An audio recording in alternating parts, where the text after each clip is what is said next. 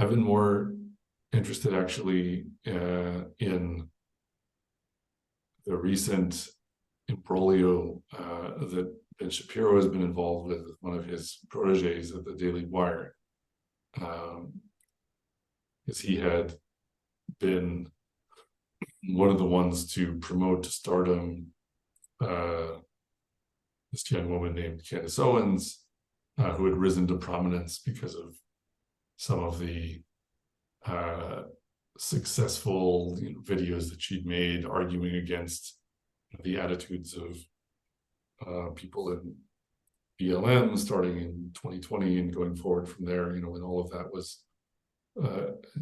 center of people's focus in America. And she has been a voice of conservative commentary on this Daily Wire platform that Ben Shapiro is a co-founder of.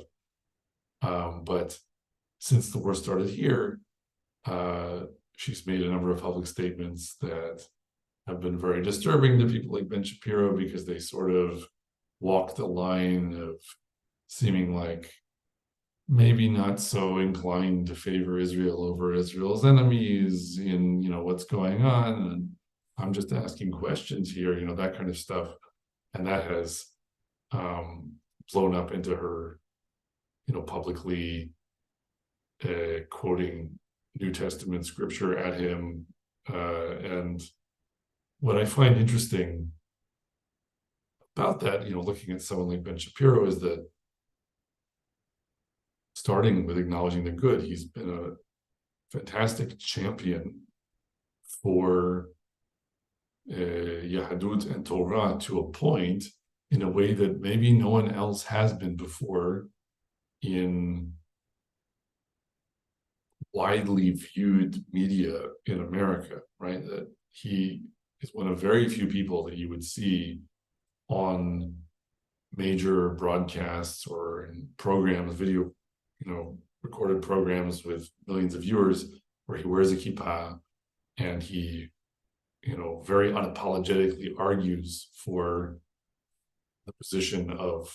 as he would put it, an Orthodox Jew, a believing Jew, someone with faith in the God-given, teachings of the Bible and everything. And I think he's had a tremendously positive impact in certain respects because of that.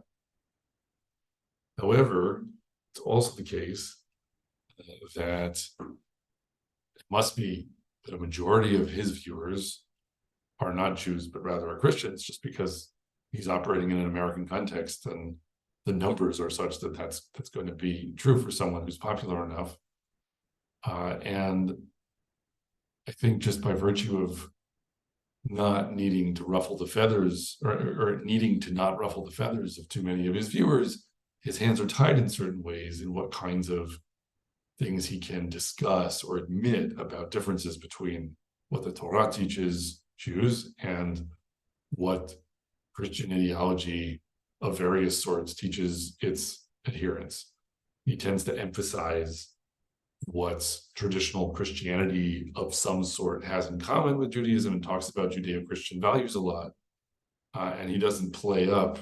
all the sort of points of possible friction or disagreement. And that, I think, in this particular instance now, has put him in a very awkward situation, because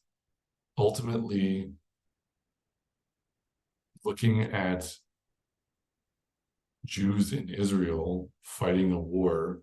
against clear enemies of the Jews in the land of Israel, there's how that looks through the lens of Torah in terms of what it's permissible to do in waging that war, or even a mitzvah, like a divine commandment to do in waging that war. And then there's how it looks to someone who maybe has any values in common with religious Jews because of some general sense of biblical morality that is shared,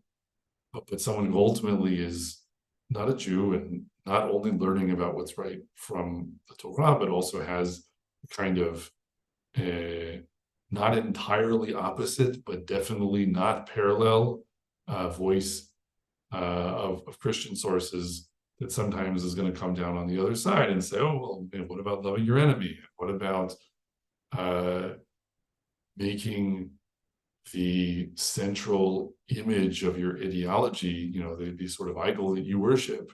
the image of physical suffering in defeat, right? That at the end of the day, when adoration and worship of the crucifixion or the image of the crucifixion plays such a central role in such a system of ideas, that's going to cause someone to land at a different place when looking at a war like this from afar, because they're going to say, oh, well, look, of course I identify with the suffering victims of violence who are Jews, but perhaps I should also identify with the suffering victims of violence who are, in the rubble of some buildings that have been blown up in Gaza. And I object to all of it. I think it's all terrible. War is terrible. Human suffering is terrible. The suffering of the innocent is terrible. It's very hard in a majority Christian society, or in like a post-Christian society that still has in its mainstream values very Christian ideas at its core. It's very hard to stand up and push back against that way of talking. But that's exactly how Candace Owens is now kidney punching Ben Shapiro, because she knows that she's a Christian and he isn't. And she can embarrass him in front of everyone by trying to sort of imply that he's not actually sympathizing enough, that there's something, cravenly partisan about the way he favors Israel over, other people who are suffering too in all of this. And she can quote New Testament scripture to him when he pushes back. And at the end of the day,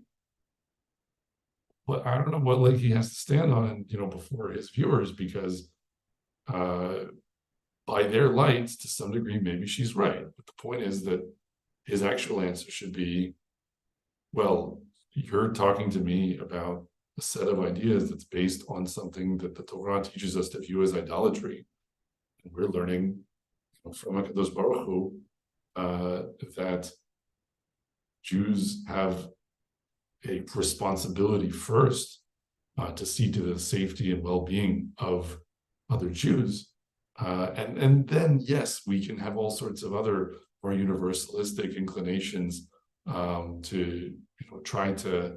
identify with and empathize and sympathize with the innocent or the victims of oppression around the world, but it has to start with our responsibility for ourselves and our own people. And part of that means it actually can be a good thing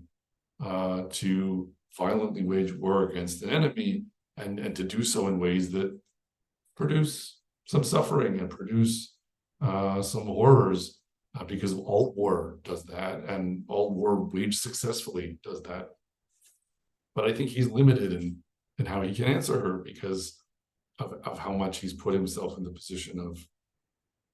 not being able to deviate too far from the consensus position of people whose value system is fundamentally Christian. And so he's kind of over a barrel at the moment.